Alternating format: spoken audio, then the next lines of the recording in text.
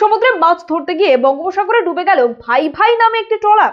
ট্রলারে ছিলেন 13 জন মৎস্যজীবী। গত শুক্রবার মাছ ধরতে গিয়েছিল ট্রলারটি এবং টানা 6 দিন সমুদ্রে থাকার পর ফেরার পথেই ঘটে এই দুর্ঘটনা। জানা গেছে বঙ্গোপসাগরের মাঝেই হঠাৎ ট্রলারটি তলা ফেটে যায় এবং মুহূর্তের মধ্যেই জল ঢুকে সেটি ডুবে যায়। তবে সৌভাগ্যবশত ট্রলারের মৎস্যজীবীরা সঙ্গে সঙ্গে ওয়্যারলেসের মাধ্যমে বিপদ সংকেত পাঠাতে সক্ষম হন।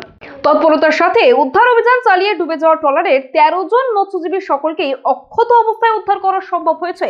এই ঘটনায় এলাকায় ব্যাপক চাঞ্চল্য ছড়িয়েছে। তবে মৎস্যজীবীরা প্রাণে বেঁচে ফেরায় তাদের পরিবার ও স্থানীয়দের মধ্যে স্বস্তি ফিরে এসেছে। সমুদ্রের গভীরে এমন দুর্ঘটনার পর অক্ষত উদ্ধার এক অলৌকিক ঘটনা বটে।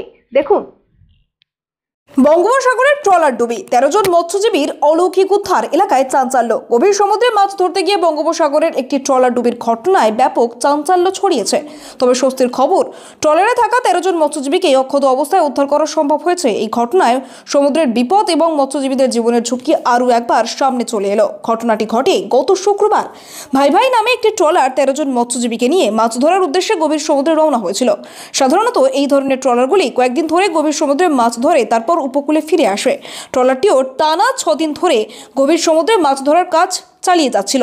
মাছ ধরা শেষে যখন তারা ফিরছিল তখনই ঘটে যায় মর্মান্তিক দুর্ঘটনা। মৎস্যজীবী সূত্রে জানা যায়, বঙ্গোপসাগরের বুকে হঠাৎই ট্রলারটি তলা ফেটে যায়। সমুদ্রের উত্তাল ঢেউয়ের মধ্যে ট্রলারের তলা ফেটে যাওয়ায় দ্রুত গতিতে জল ঢুকতে শুরু করে। মৎস্যজীবীরা পরিস্থিতি সামাল দেওয়ার চেষ্টা করলেও জলের তোড়ে তা সম্ভব হয়নি। কিছুক্ষণের মধ্যেই জল ঢুকে ট্রলারটি সম্পূর্ণভাবে বঙ্গোপসাগরের গভীরে ডুবে যায়। তবে এই চরম বিপদের মুহূর্তে মৎস্যজীবীদের রক্ষা করে আধুনিক যোগাযোগ ব্যবস্থা। ট্রলারটি ডুবে যাওয়ার খবর সঙ্গে সঙ্গে ওয়্যারলেসের মাধ্যমে কাছাকাছি এবং অন্য দুটি ট্রলারের কাছে পৌঁছে যায়। এই দুটি ট্রলারের মৎস্যজীবীরা দ্রুততার সঙ্গে ওয়্যারলেসের বার্তা পেয়ে ঘটনাস্থলে গিয়ে রওনা দেয়। সময় নষ্ট না করে বিপদগ্রস্তদের উদ্ধারের জন্য তারা তৎপরতার সাথে উদ্ধার কাজ শুরু করে। উদ্ধারকালে ট্রলার দুটি দ্রুত ঘটনাস্থলে পৌঁছে যায় এবং ডুবে যাওয়া ট্রলারের 13 জন মৎস্যজীবীকে সমুদ্রের জল থেকে অক্ষত অবস্থায় উদ্ধার করে। এবং এই অলৌকিক উদ্ধার সম্ভব হয়েছে মূলত দ্রুত যোগাযোগ এবং উদ্ধারকারী দলগুলির তৎপরতার কারণে। যদি ওয়্যারলেসের মাধ্যমে দ্রুত বার্তা না পৌঁছাতো অথবা কাছাকাছি অন্য ট্রলার না থাকতো তাহলে ফলাফল আরও ভয়াবহ হতে পারত। রায়দিঘি ঘাট থেকে জেটি ঘাট থেকে বড়ি ছাড়া হলো, যাওয়ার পথে মাছ ধরার পথে 4-5 দিন ফিশিং করা হলো। ফেরার পথে আবার শুক্রবার সকাল 8টার দিকে ফেরার পথে দুর্ঘটনা হয়ে যায়। বড়িতে চেপে পাইপ ফেটে গিয়ে জল ঢুকে যায়। বড়ি পুরো আতঙ্কায় পুরো জলে ঢুকে যায়। বড়িটা বসে যায় হঠাৎই। লোকজনকে সবাইকে আচমকাই ছিল যে ফিরে এসেছি, ওপরবেলার দানের ওপর দিয়ে এসেছি। এখন লোকজনগুলো যাওয়া আছে অসুস্থ, কেউ হালকা অসুস্থ হয়েছে, কেউ সুস্থ আছে।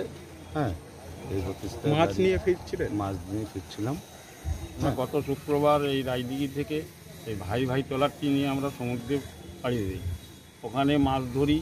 আগামীকাল শুক্রবার ছিল, আজ তো শনিবার। তা কাল মাছ ধরার পরে আমরা ফিরছি, সেই সময় হঠাৎ দুর্যোগ পরিস্থিতি খারাপ হয়ে যায়। সেই সময় নদীর ঢেউ ফেরার সময় সেই সময় আমাদের বোটের তালা ফেসে যায়, ফেসে গিয়ে জলে ডুবে যায়। তারপরে আব্বা মায়ের দোয়া এই ট্রলারটি ওয়্যারলেস করলে এসে আমাদের এই 13 জন লেবারকে উদ্ধার করে নিয়ে আসে আজ ভোর 5টা। এখন সকলে মোটামুটি সুস্থ আছে। কিনেছিলাম, কিনে ফার্স্ট ফিশিংয়ে পাঠানোর পরে শুক্রবার দিনকার পাইছিলাম। বাংলায় ছিল 12 তারিখ রথের দিনকার। আজকে শুক্রবার, আবার শুক্রবার দিনকার বেলা 3-3:30 সময় খবর পাই যে তোমার ফিশিং ট্রলারটা ডুবে গেছে। আমি তৎক্ষণাৎ বলি আমার লোকজনগুলো কোথায়? তা বললো লোকজনগুলো উদ্ধার হয়েছে। যা সেইটুকুটা শুনেছি, শোনার পরে তারপরে আর কোনো কথা শুনতে পারিনি। আমার বিভিন্ন চ্যানেলের খবরটাও নেই, বলে যে লোকগুলো ভালো আছে কিন্তু বডিটা ডুবে চলে গেছে। কতজন মৎস্যজীবী ছিল? মোট মাঝি সহ করে 13 জন টোটাল মৎস্যজীবী ছিল। ভাই ভাই বলে একটা যে ট্রলার আছে, ট্রলি, নাসির দা ওর মালিক। বোটটা ফিশিংয়ে যায়, এটা ফার্স্ট ট্রিপ হয়। ফুল তেল চালান বরফ লোড নিয়ে বোটটা বঙ্গোপসাগরে ফিশিং করছিল। ওই মুহূর্তে যে একটা হোস থাকে, মানে নিচে থেকে ফুটো করে হোস থাকে, হোস পাইপ খুলে গিয়ে বোটটা ডুবে যায়। এবার বোটে 13 জন মতো মৎস্যজীবী থাকে, তারা অন্য নৌকায় করে চলে যায়। তুলে নিয়ে রায়দিঘি ঘাটে চলে এসেছে। এই মতো অবস্থা বোটটা কোনো মতে ফিরিয়ে আনা যায় না। আর প্রচণ্ড রোলিং, যার জন্য বোটটা আর ফিরে আনা যাচ্ছে না। যে এর কি কোনো আমাদের কোনো ব্যবস্থা নেওয়া হবে এই যে লোকটা না, এটা আমরা কোস্টগার্ড এডিএম মেরিনকে সবাইকে জানিয়েছি যদি বোটটার সন্ধান পাওয়া যায়। তবে আশা করি যে জায়গাটা আমাদের মার্কিংটা দিয়ে অন্য মৎস্যজীবীরা দিয়ে গেছে ওটাকে ফিরিয়ে আনা যাবে না, খুব সমস্যার মধ্যে মালিক হয়ে গেছে। প্রশাসন থেকে সহযোগিতা পাবে।